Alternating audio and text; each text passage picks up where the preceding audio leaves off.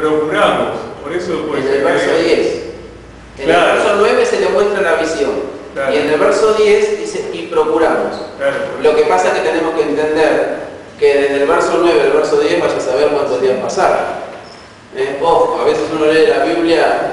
Sí, no. De hecho, como que es probable. Claro, porque vos, por ejemplo, del capítulo 14 de Hechos al capítulo 16 hay 5 años. ¿Se dan cuenta? Es mucho el tiempo. Así que no sé cuánto pasó, la Escritura no nos dice, pero ahí se les mete, se les adosa al ministerio. Dios les concede la presencia de un gran hombre como fue Lucas, como colaborador de este ministerio. Ahora, muy bien.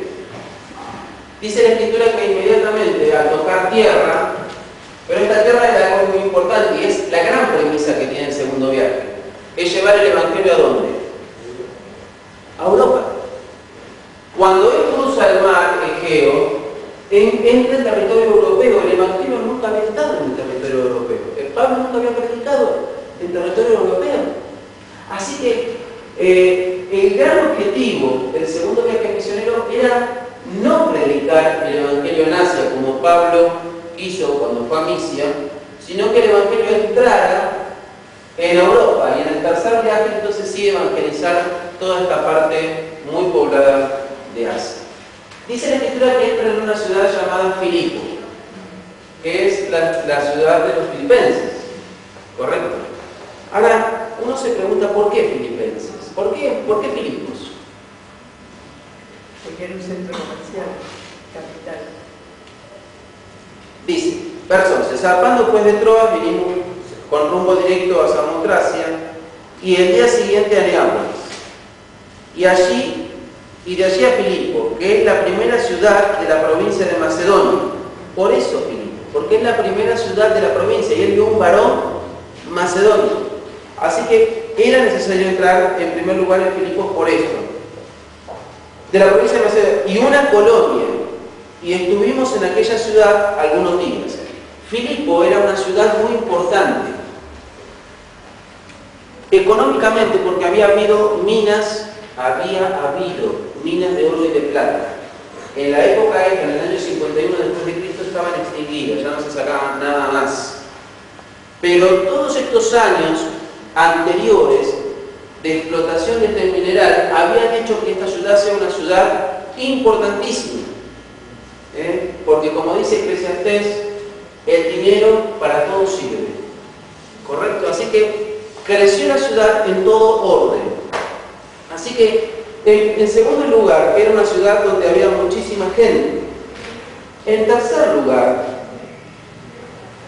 dice la Escritura que era una colonia. ¿Qué es una colonia? ¿Qué se imaginan ustedes? Yo me sorprendí todavía con esto.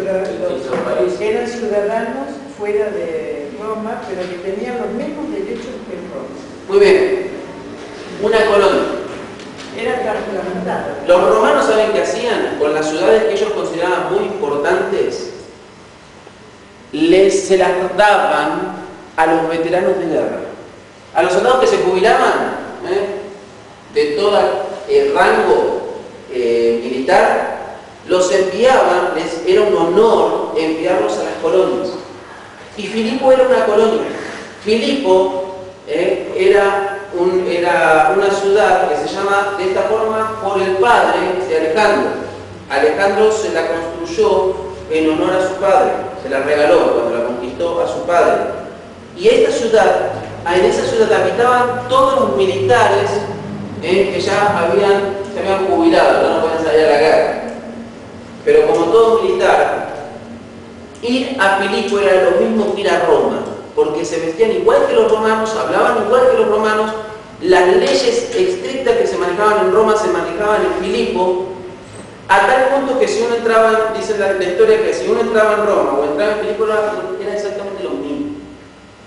¿Correcto? Por eso dice la Escritura, fíjense en el verso 19. Pero viendo sus amos, ¿se acuerdan que le sacó el espíritu a la esclava? Pero viendo sus amos que había salido la esperanza de sus ganancias, prendieron a Pablo y a Silas y los trajeron al foro ante las autoridades. y presentándolo a los magistrados dijeron, ¿qué cosa les dijeron? Estos hombres. Y ahora viene el verso 21. ¿Y qué dice el verso 21? Vamos, uno que lo lea. Y enseñan costumbre que no nos es lícito recibir ni hacer, pues somos romanos. Ahí está.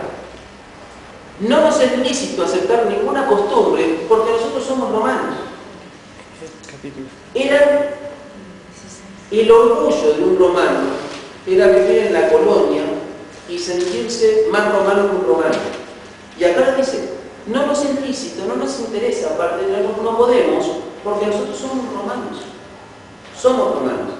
Fíjense que es muy interesante la expresión que hay en Filipenses 3:20. Vamos a Filipenses 3:20. Allí el apóstol, cuando escribe a los hermanos de Filipo, tiene que tocar este tema de lo que ellos sentían en el corazón. Eran creyentes, se habían convertido, Dios les había cambiado la mente, pero la cultura la llevaban encima, como todos nosotros. Y fíjense lo que dice. Lo miramos juntos, ¿sí? ¿Filipenses qué? Filipenses 3:20, es un pasaje conocido. ¿Qué dice?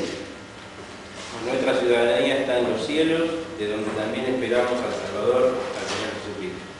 Muy bien. Pablo les está diciendo esto, como diciendo esta expresión. Como un romano que vive en una colonia nunca se olvida que es romano, ustedes, hermanos, que han nacido de nuevo en Cristo Jesús, no se olviden que son ciudadanos del cielo. Por eso es la expresión allí. Porque el entorno cultural jugaba en este punto especial de las Escrituras, le jugaba en contra a los hermanos que habían creído y que pertenecían a la sociedad de Filipo. ¿Correcto? Ahora, aparecen tres personajes principales en esta ciudad, cosas hermosas. En primer lugar, se convierte la empresaria, Lidia. ¿Qué hacía Lidia?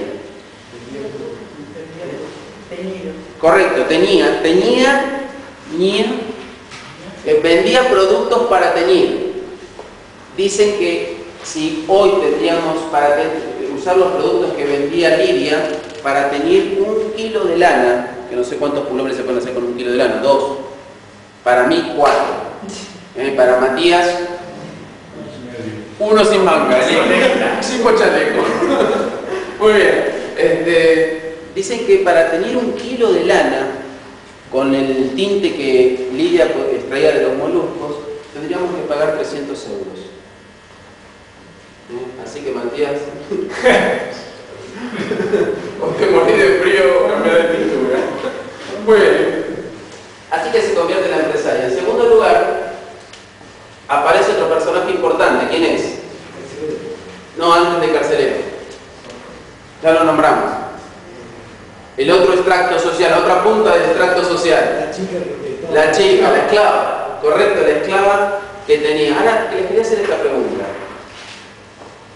Volvamos a Hechos 16. Dice. Aconteció que, verso 16, aconteció que mientras íbamos a la oración nos salió al encuentro una muchacha que tenía espíritu de adivinación, la cual daba grandes ganancias a sus amos adivinando. Esta, siguiendo a Pablo y a nosotros, daba voces diciendo: estos hombres son siervos de Dios, del Dios Altísimo, quienes os anuncian el camino de salvación. Punto. Y dice, y esto hacía por muchos días, mas desagradando a Pablo, este se volvió y dijo: te mando en el nombre de Jesucristo que salgas de ella, y salió en aquella misma hora. ¿Era verdad lo que decía la mujer? Sí.